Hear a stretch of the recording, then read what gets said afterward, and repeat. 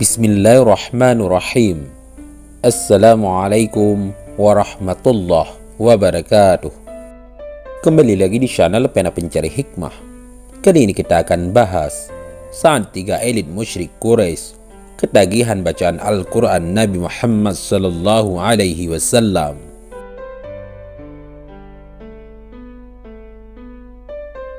Jangan lupa sukai video ini, komen, dan berlangganan, serta bagikan video ini agar bermanfaat bagi semua.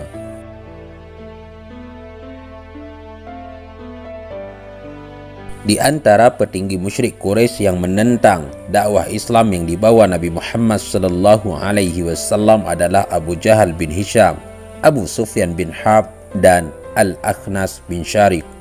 Ketiganya memiliki nasib yang berbeda nantinya. Namun, seiring dengan berjalannya waktu, ada yang tetap menentang Islam hingga akhir hayatnya, seperti Abu Jahal dan Al-Akhnas. Ada pula yang mendapat hidayah hingga akhirnya menjadi pengikut Nabi Muhammad dan menjadi pembela Islam, Abu Sufyan.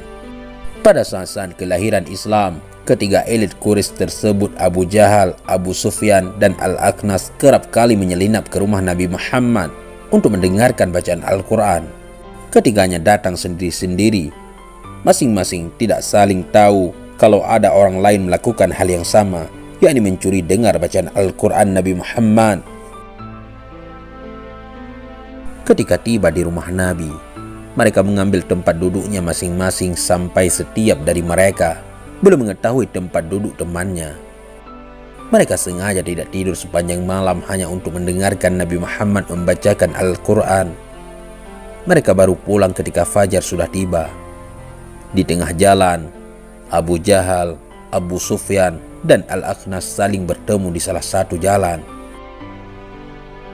Jangan ulangi perbuatan kalian ini, sebab jika kalian dilihat sebagian orang-orang yang tidak waras di antara kalian, pasti kalian meninggalkan sesuatu pada dirinya, kata salah satu dari mereka.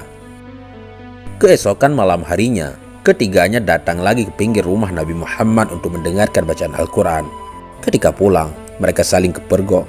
Salah satu daripada mereka mengatakan hal yang sama seperti sebelumnya, agar tidak mengulangi mencuri dengar bacaan Al-Quran Nabi Muhammad sallallahu alaihi wasallam.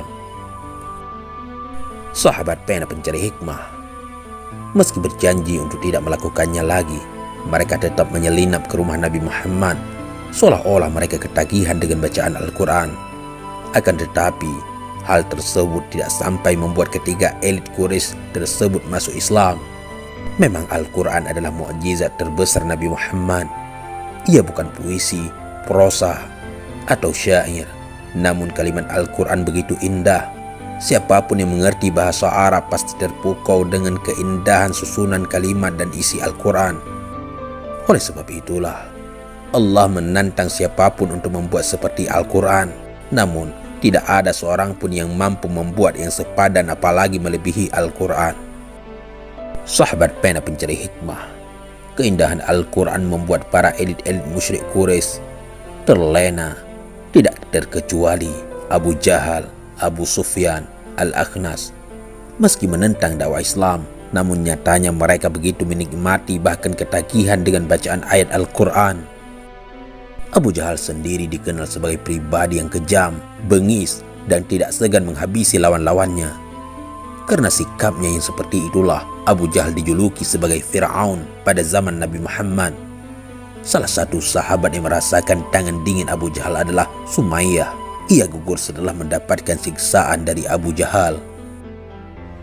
Ia melakukan banyak hal untuk menghentikan dakwah Islam, mulai dari mengintimidasi umat Islam hingga mengancam Nabi Muhammad secara terang-terangan.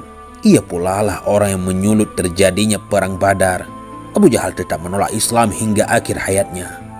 Ia gugur dalam perang Badar.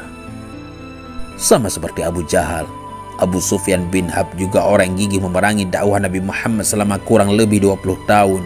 Ia begitu benci dengan Islam awalnya. Ia bahkan menjadi pemimpin dalam perang Uhud dan perang Khandaq melawan pasukan umat Islam. Namun, pada saat peristiwa Fathu Mekah, Abu Sufyan bin Harb masuk Islam setelah mendapatkan hidayah. Sejak itu, Ia menjadi sahabat yang begitu gigih membela Islam. Ia terlibat dalam peperangan dalam barisan pasukan umat Islam melawan musuh-musuh Islam. Sementara Al-Akhnas bin Syariq dikenal sebagai seorang yang munafik. Sahabat pena pencari hikmah. Suatu ketika Al-Akhnas menemui Nabi Muhammad SAW dan menyatakan dirinya masuk Islam.